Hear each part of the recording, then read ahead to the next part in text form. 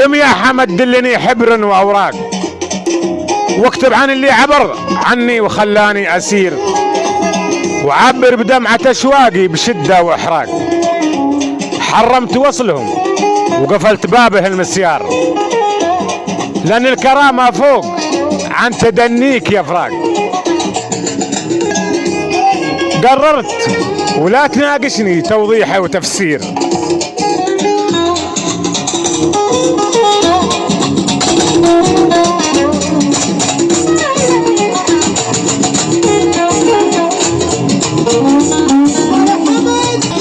ايه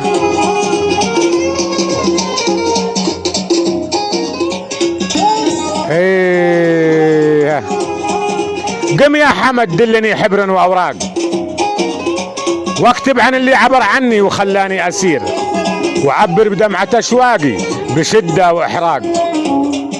حرمت وصلهم وقفلت بابه المسيار، لان الكرامة فوق عن تدنيك يا فراق. قررت لا تناقشني توضيح وتفسير.